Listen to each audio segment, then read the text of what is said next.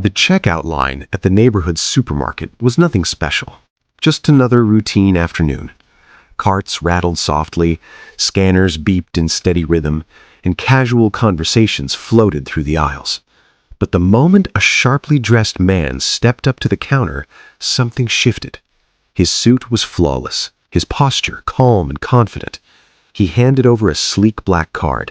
It slid through the machine once, then again, and then the screen lit up with a word no one expected: declined. Time itself seemed to freeze. A few shoppers raised their eyebrows, others smirked. Whispers rippled through the line like sparks on dry grass. Then the cashier threw her head back and laughed, loud, harsh, and unapologetic. The sound echoed through the store. The man's shoulders stiffened. His gaze dropped to the floor. His jaw clenched as he fought to keep his composure. Beside him, a small girl tugged gently at his hand, her wide eyes filled with worry and confusion. No one there knew who he really was. No one knew the vast fortune tied to his name, and no one realized that this brief, humiliating moment was about to alter his life forever because of the pure, fearless kindness of a child. If you believe in compassion, second chances, and the quiet power of humanity, take a moment to like this video, subscribe to HOA Rafik, and share this story with someone who needs hope today. Your support keeps these stories alive. The man was Alexander Grant, a billionaire who built his empire on steel, concrete, and relentless ambition. He had commanded boardrooms, negotiated billion-dollar deals, and watched his name rise on the sides of towering skyscrapers across New York and beyond. He was used to respect, used to control, used to being untouchable. But none of that mattered here. In this modest grocery store, stripped of titles and wealth, he was just another customer with a rejected card. This wasn't fraud. It wasn't a mistake. It was a lesson, one fate had carefully wrapped in embarrassment. For years, Alexander had lived behind walls of privilege, rarely noticing the silent struggles of everyday people. And now, standing under fluorescent lights with strangers watching, he felt the full weight of humiliation pressed down on him. The cashier laughed again, making sure everyone heard. People in line leaned forward, eager to witness the downfall. Some pointed, others chuckled. They enjoyed the spectacle of a man appearing to fall from grace.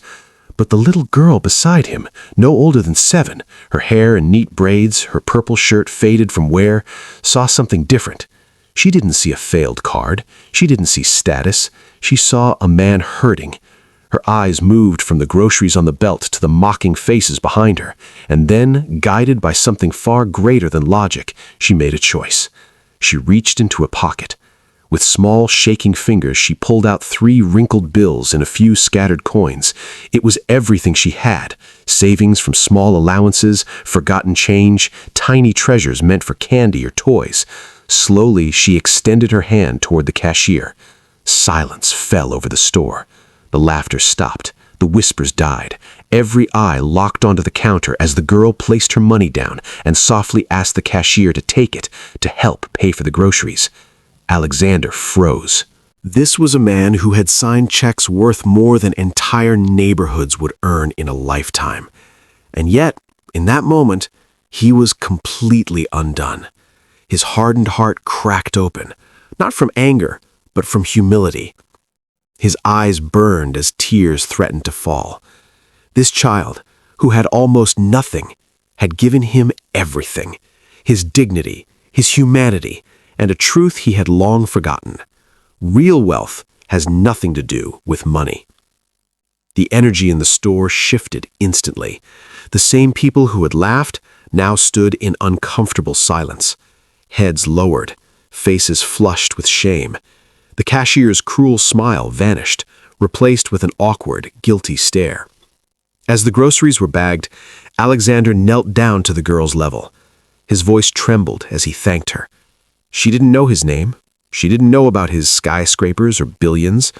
To her, he was simply someone who needed help, and that was reason enough. She smiled. When they left the store, Alexander didn't head for his waiting limousine. Instead, he walked the girl home. Her house was small, paint peeling, porch sagging with age.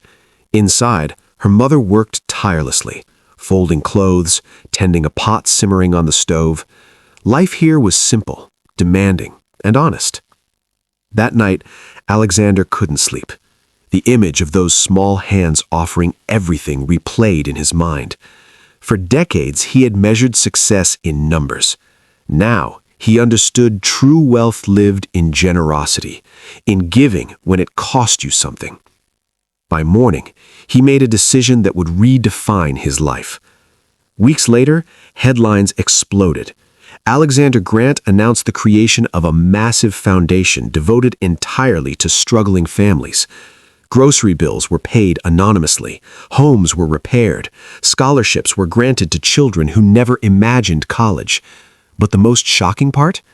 Alexander himself showed up, walking grocery aisles, sitting in modest kitchens, listening. And at the heart of it all was a little girl in a purple shirt, the face of a movement born from kindness. He ensured her family was never in need again, but he never turned her generosity into a spectacle.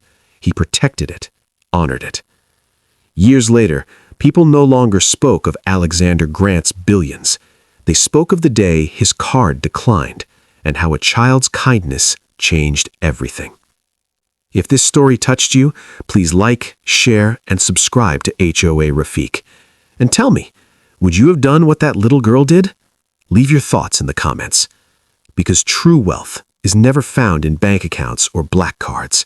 It's found in courage, in compassion, and in the smallest hands willing to give when the world chooses to laugh.